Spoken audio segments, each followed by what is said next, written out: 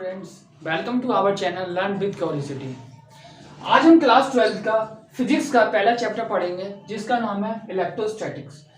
तो इलेक्ट्रोस्टैटिक्स क्या होता है सबसे पहले हम जानेंगे। तो इलेक्ट्रोस्टैटिक्स क्या होता है? It is a branch of physics. अब फिजिक्स की कई सारी ब्रांचेस होती हैं, उसमें से भी एक ब्रांच होती है हमारी इलेक्ट्रोस्टैटिक्स, जिसमें कि हम क्या करते हैं, स्टडी करते हैं चार्जेस के बारे में। और चार्जेस पे भी एक कंडीशन होती है कि चार्जेस हमारे कैसे होने चाहिए, रेस्ट पे होने चाहिए, कि वो मोशन में नहीं होने चाहिए। जब जब चार्ज हमारा रेस्ट पर रहेगा तब तक हम इलेक्ट्रोस्टैटिक्स की ब्रांच पढ़ेंगे जो कि फिजिक्स की है। तो चार्जेस की दो स्टेट हो सकती हैं, कि हो सकता है कि वो रेस्ट पे हो सकता है कि वो मोशन में हो। अब क्या क्या इफेक्ट होते हैं सबसे पहले वो जानेंगे हम। जैसे अगर चार्ज हमारा क्या होगा, रेस्ट पे होगा, तो हम क्या पढ़ेंगे, तो हम इलेक्ट्रोस्टैटिक्स पढ़ेंगे। अगर हमारा चार्ज अगर मोशन में आ जाएगा तो फिजिक्स की एक नई ब्रांच होगी जिसमें कि हम उस चीज के बारे में पढ़ेंगे कि जहां चार्ज क्या कर रहा होगा, मोशन कर रहा होगा। अब इसमें भी दो कंडीशन बनती हैं कि चार्ज हो सकता है कि वो कांस्टेंट वेलोसिटी के साथ मूव करे, कांस्टेंट वेलोसिटी के साथ मूव करे, और हो सकता है कि वो एक्सेलरेटेड हो। एक्सेलरेटेड का मतलब क्या होगा कि वेरिएबल वेलोसिटी के साथ मूव करे। वेरिएबल वेलोसिटी के साथ मूव करे। जब चार्ज रेस्ट पर होगा तब कौन सी ब्रांच पढ़ेंगे फिजिक्स की, इलेक्ट्रोस्टैटिक्स, जो कि आज हम डिस्कस करेंगे। अगर चार्ज हमारा कांस्टेंट वेलोसिटी के साथ मूव करेगा तो हमारा एक नया चैप्टर बन जाता है जो कि हम क्लास 12th में ही पढ़ेंगे, जो कि हमारा थर्ड चैप्टर होगा, करंट इलेक्ट्रिसिटी। Current electricity. और जब चार्ज हमारे वेरिएबल वेलोसिटी के साथ मूव करेगा, यानी कि जब वो एक्सेलरेटेड मोशन में होगा, तब एक नया चैप्टर बनेगा जो हम पढ़ेंगे फिजिक्स में क्लास 12th में, इलेक्ट्रोमैग्नेटिक वेव्स, जो चैप्टर नंबर 8 पढ़ेंगे हम फिजिक्स में। अब क्यों ये अलग अलग ब्रांच बनाने की जरूरत पड़ी? क्यों?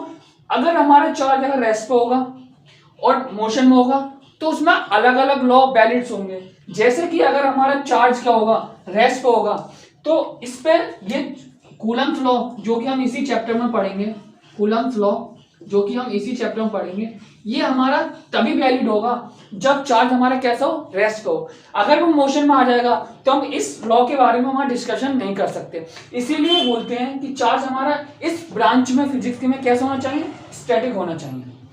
तो आप इतना नोट करिए, फिर हम आगे और देखते हैं। हमने अभी देखा कि चार्ज अगर रेस्ट पे होगा तब क्या होगा, चार्ज मोशन में होगा तब क्या होगा। तो अब जानते हैं कि चार्ज क्या होता है, तो हम सबसे पहले चार्ज के बारे में देखेंगे, चार्ज होता क्या है। तो चार्ज जो होता है, अगर बोला जाए कि it is an intrinsic property,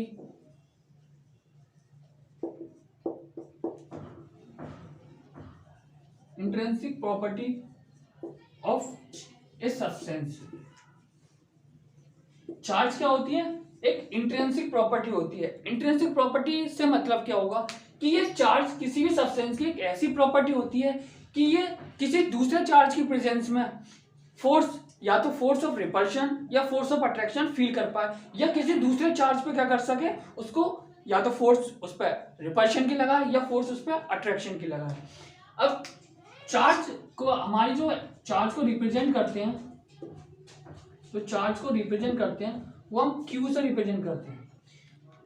जो चार्ज की जो एसआई यूनिट होती है, चार्ज की एसआई यूनिट जो होती है वो कूलम होती है। ठीक है, एसआई यूनिट क्या होती है इसकी, कूलम होती है। अब ये चार्जेस का ओरिजिनेट कहां से हुआ, किस तरीके से चार्ज हमें पता चले कि पॉजिटिव चार्ज होता है या नेगेटिव चार्ज होता है, तो थोड़ी हम इसके बारे में थोड़ी हिस्ट्री जानते हैं कि हिस्ट्री में क्या हुआ था, किस किस तरीके से इनको पॉजिटिव और नेगेटिव चार्ज का नेम दिया गया था। तो एक साइंटिस्ट थे जिनका नाम था ड्यूफे। ड्यूफे नाम के साइंटिस्ट थे। उन्होंने बताया कि दो तरीके चार्ज एग्जिस्ट करते हैं, दो तरीके के चार्ज एग्जिस्ट करते हैं, लेकिन उन्होंने ये नहीं बताया था कि वो पॉजिटिव होता है नेगेटिव होता है। इन्होंने बताया कि टू टाइप्स के चार्ज क्या करते हैं, एग्जिस्ट करते हैं। टू टाइप्स ऑफ चार्जेस क्या करते हैं, एग्जिस्ट करते हैं। ठीक है। अब फिर बाद में एक नए साइंटिस्ट आए जिनका नाम था बेंजामिन फ्रैंकलिन। Benjamin Franklin. इन्होंने क्या करा, उन चार्जेस को क्या बोला, एक को बोला पॉजिटिव चार्ज और एक को बोला नेगेटिव चार्ज। तो इस तरीके से हमारे चार्ज की क्या हुई थी, हमें पता चला कि दो टाइप के चार्ज एग्जिस्ट करते हैं, पॉजिटिव चार्ज और नेगेटिव चार्ज। ड्यूफे थे साइंटिस्ट, उन्होंने बताया था कि टू टाइप के चार्ज एग्जिस्ट करते हैं, और जो उनका नोमेनक्लेचर किया था कि पॉजिटिव होता है और एक नेगेटिव होता है, वो हमारे बेंजामिन फ्रैंकलिन के साइंटिस्ट थे, उन्होंने इसका नोमेनक्लेचर किया था। ठीक है, तो हमने इतना देखा, अब हम आगे देखते हैं।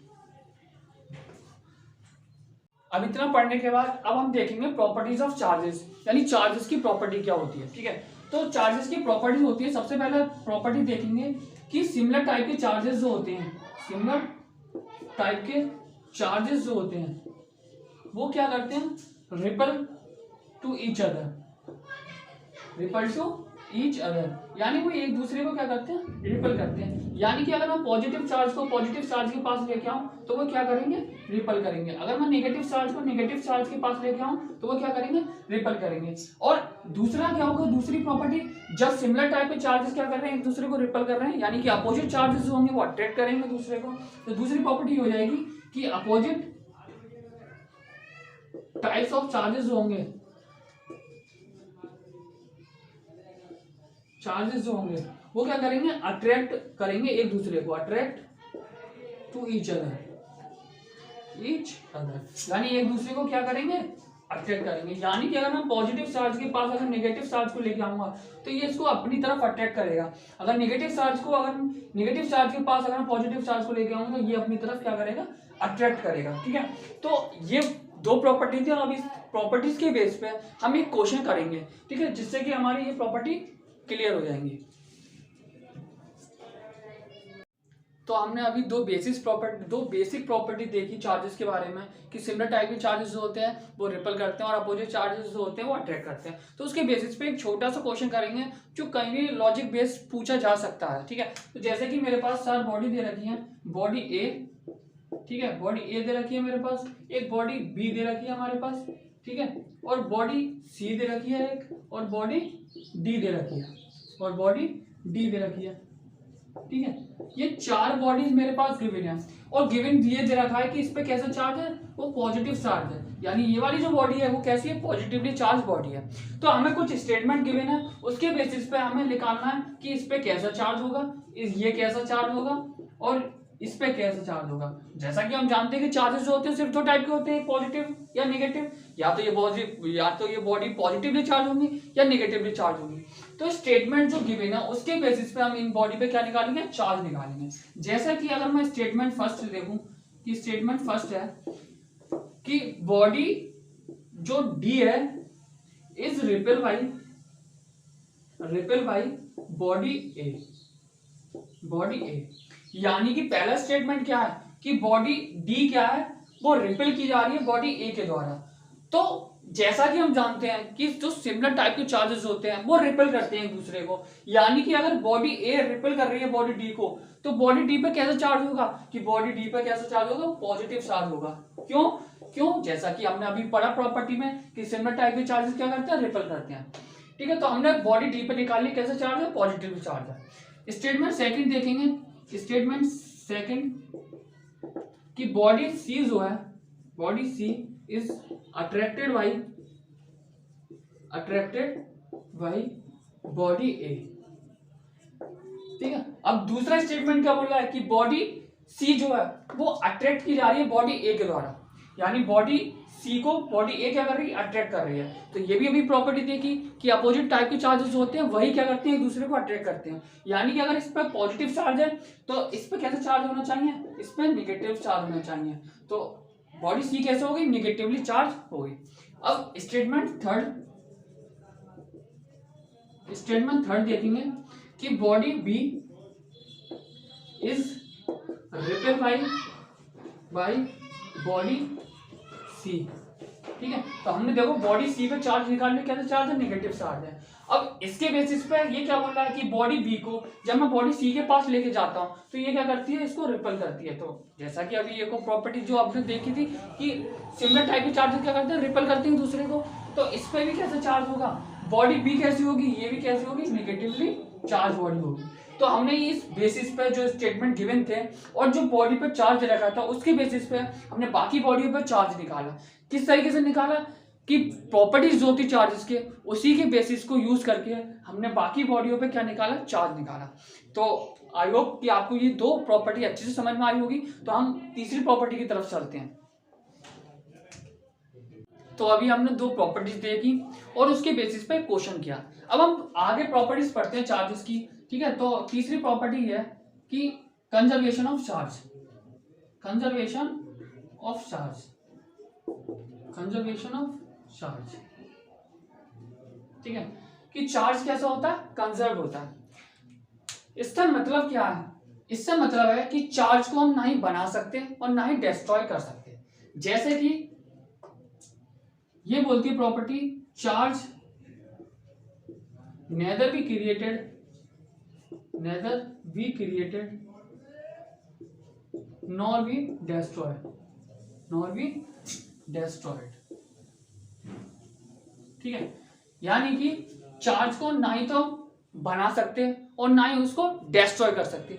सिर्फ क्या कर सकते हैं कि चार्ज एक बॉडी से दूसरी बॉडी में क्या कर सकता है, ट्रांसफर कर सकता है। लेकिन what it can transfer from one body to another body.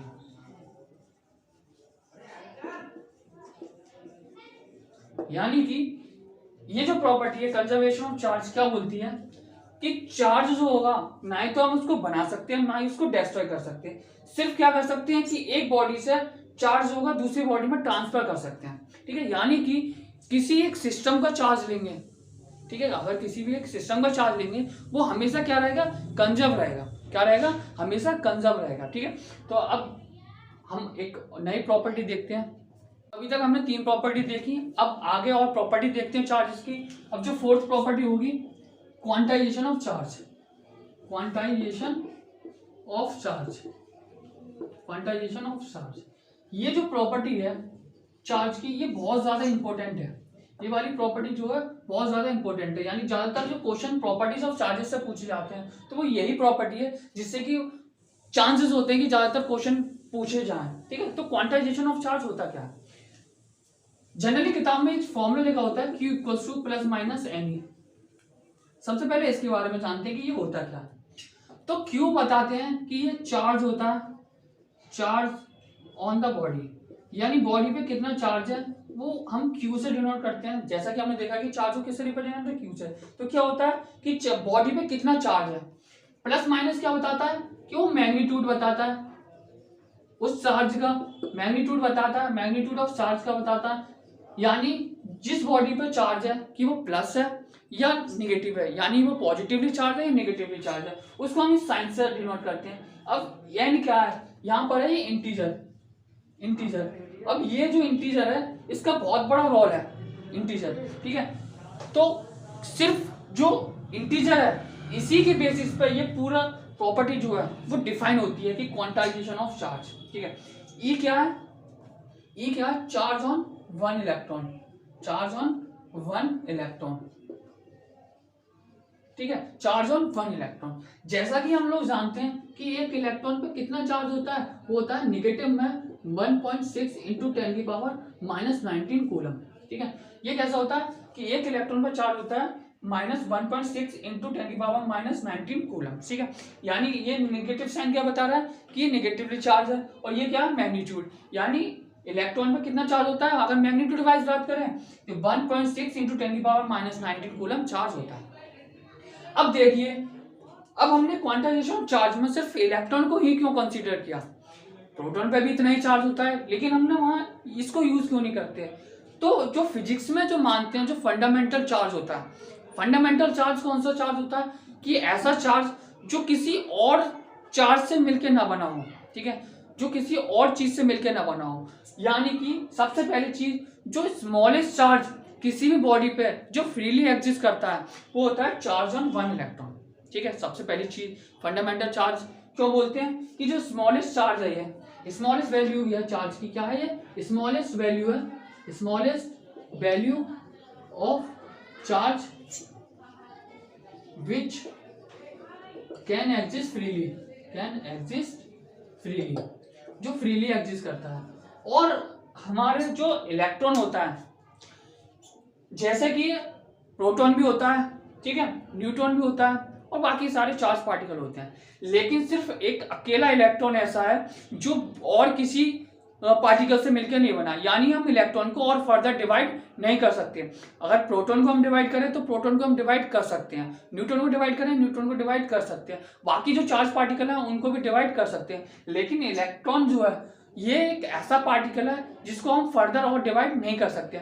इसी बेसिस पे इसको क्या बोलते हैं, फंडामेंटल चार्ज बोलते हैं। क्या बोलते हैं इसको, फंडामेंटल चार्ज बोलते हैं। अब इसके बेसिस पे एक क्वेश्चन देखेंगे जिससे कि प्रॉपर्टी बहुत अच्छा, हम देख रहे हैं क्वांटाइजेशन ऑफ चार्ज क्या होता है, ठीक है, ये बहुत ही इंपॉर्टेंट प्रॉपर्टी है चार्जेस की, जिसको हमें डीपली पढ़ना बहुत ही ज्यादा जरूरी है। तो जैसा कि अभी हमने देखा कि Q equals to plus minus any, I hope कि अब आप समझ चुके होंगे कि Q क्या होता है, प्लस माइनस क्यों लगाते हैं, N क्या होता है और E क्या होता है।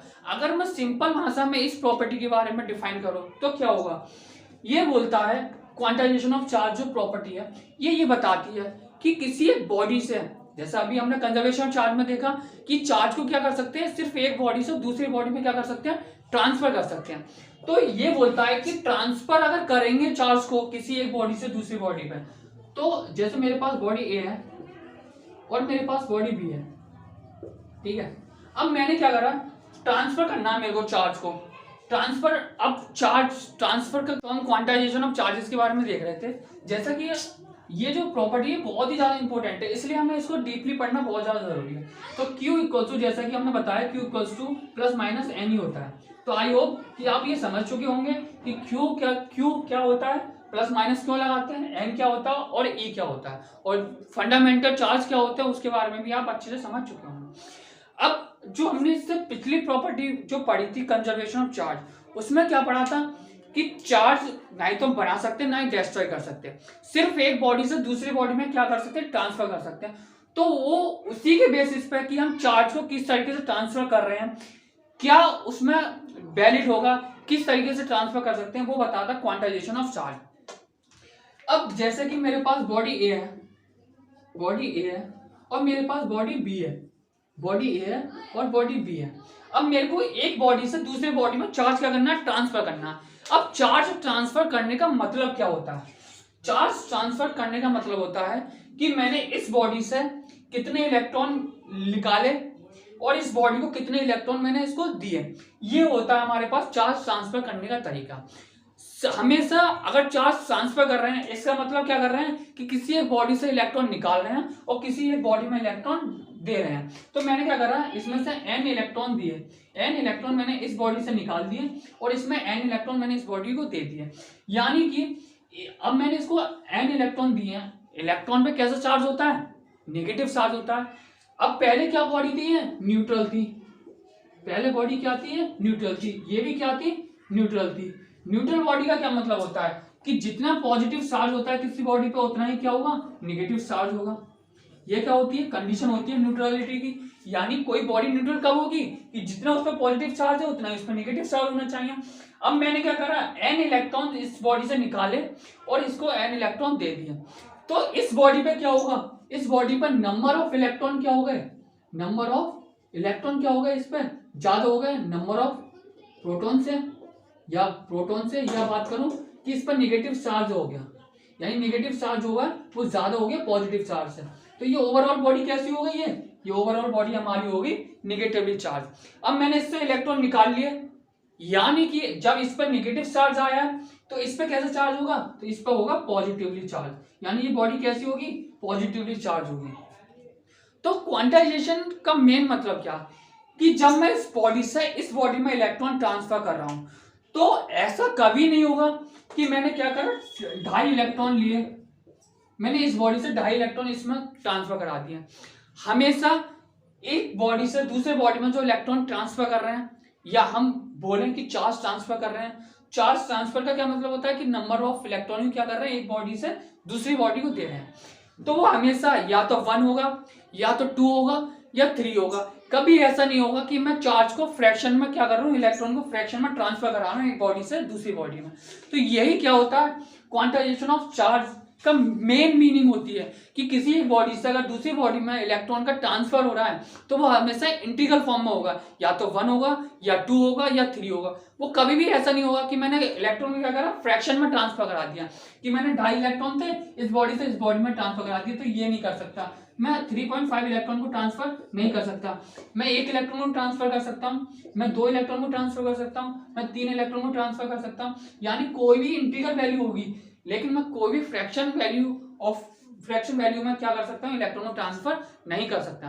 तो क्वांटाइजेशन ऑफ चार्ज को अगर नटशेल में बात करें, अगर सिंपल लैंग्वेज में बात करें, तो वो यही बोलता है कि अगर मैं किसी एक बॉडी से दूसरी बॉडी में चार्ज ट्रांसफर कर रहा हूँ, यानी कि इलेक्ट्रॉन ट्रांसफर कर रहा हूँ, तो हमेशा कैसे होंगे, वो इंटीग्रल मल्टीपल होंगे, या तो मैं 1 इलेक्ट्रॉन को ट्रांसफर करूंगा उस बॉडी से दूसरी बॉडी में, या तो मैं 2 इलेक्ट्रॉन को। ऐसा कभी नहीं होगा कि मैं फ्रैक्शन में इलेक्ट्रॉन को ट्रांसफर कर रहा हूँ। तो यही क्या थी, क्वांटाइजेशन ऑफ चार्ज का मेन मतलब है।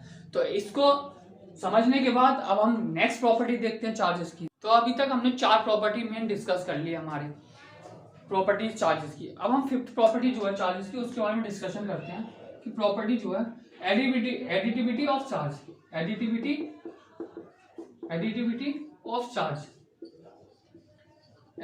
Of charge. अब इसके बारे में डिस्कशन करते हैं कि ये क्या होता है। एडिटिविटी का मतलब क्या होता है, जैसे अगर हम सिंपली भाषा में देखें कि इसका मतलब ये हो गया ऐड करना।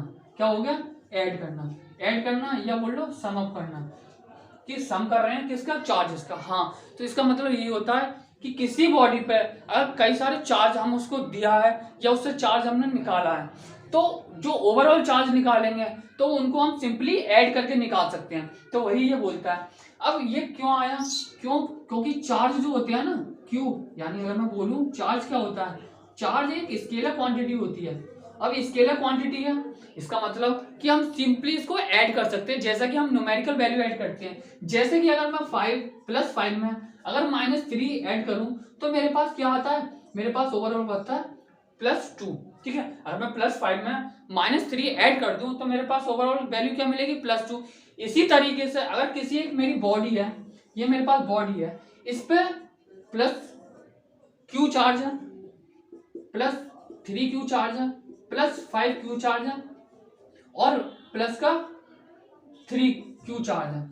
अगर मैं इस बॉडी पर ओवरऑल चार्ज निकालूंगा तो मैं क्या करूंगा, मैं सीधे ऐड कर दूंगा। मैं सीधे ऐड करके मैं सिंपली इस बॉडी पे क्या बता सकता हूँ, चार्ज बता सकता हूँ। जैसे कि अगर मैं ओवरऑल चार्ज बताऊं इस बॉडी पे कि ओवरऑल चार्ज कितना होगा ऑन बॉडी, इक्वल्स टू क्या करूंगा, जितने भी चार्जेस दे रखे हैं साइन के साथ क्या करूंगा, ऐड करूंगा, यानी कि प्लस को प्लस के साथ ऐड करूंगा, माइनस को माइनस साइन के साथ ऐड करूंगा। जैसे अगर मैं +3Q -3Q -2Q +5Q, ठीक है, +5Q, ये कितना +5Q है। अब मैं इसको ऐड कर दूंगा, इससे कैंसर, कितना बचेगा +3Q। अगर मुझसे कोई बोलेगा कि इस बॉडी पे ओवरऑल कितना चार्ज है तो मैं उससे बोलूंगा कि इस बॉडी पे ओवरऑल +3Q चार्ज है। तो यही प्रॉपर्टी, बेसिकली यही चीज होती है कि किसी बॉडी पे अगर अलग अलग तरीके के चार्ज दे रखे हैं, यानी +Q +2Q +5Q +3Q -3Q, तो उस बॉडी पे ओवरऑल चार्ज कैसे निकालते हैं, तो उनको सीधे क्या कर देते हैं, एड अप कर देते हैं। क्यों कर देते हैं, क्योंकि चार्ज कैसा होता है, हमारी स्केलर क्वांटिटी होती है। तो जैसे हम न्यूमेरिकल वैल्यू को ऐड करते हैं उसी तरीके से किसी एक बॉडी पे क्या कर सकते हैं, चार्ज को ऐड कर सकते हैं। ठीक है, तो जिससे कि हम क्या कर सकते हैं, ओवरऑल चार्ज निकाल सकते हैं बॉडी के अंदर। ठीक है, तो कि आपको ये लेक्चर अच्छे से समझ में आया होगा।